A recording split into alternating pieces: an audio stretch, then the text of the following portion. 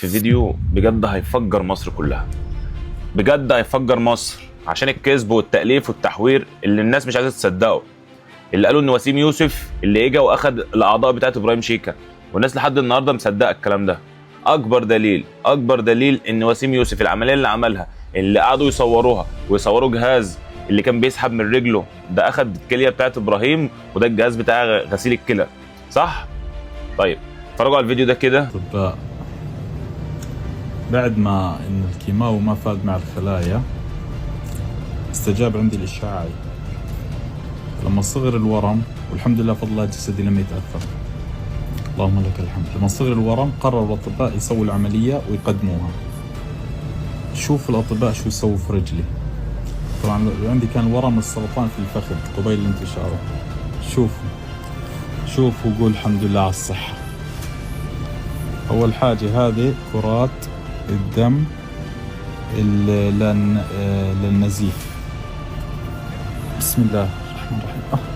شوفوا طالع لوين، هاي كلها. انا اسف على هذا المنظر بس شوف لتحت، هذه كلها عضلة، هذه عضلة من الكتف من الظهر. شلوا كل السرطان واستبدلوها بالكتف الظهر اللي عندي. طيب هون كل الخلايا السرطانية كانت ساركوما تيتشو الأنسجة، الحمد لله رب العالمين. فهنا قاموا بشيل العضل كله، شالوا العضلات لين العظم، عوضوا في جسمي هنا، بس ما اقدر اراويكم اياه لانه صعب تصويره. بس هنا شالوا عندي الظهر عضلة كاملة من اول الظهر لاخره. قام بوضع العضلة، يعني عضلة الظهر عندي استيقظت شافت نفسها بالفخذ. فالحين مثبتين قدمي والثانية، وراويكم بعد حاجة نسأل الله العافية. شوفوا اللهم لك الحمد. بسم الله. طالعوا طالعوا عشان الدم اللي يطلع. شوف طالع. فهذا كله كان سرطان ساركوما، كله تم نزعه الحمد لله رب العالمين. الحمد لله. هاي فوائد العلم، وتقولوا الأطباء هاي فوائد العلم. الحمد لله. طبعا بعد ما اتفرجتوا على الفيديو ده انتوا مش فاهمين اي حاجه. طبعا افهمكم انا بقى واحده واحده كده.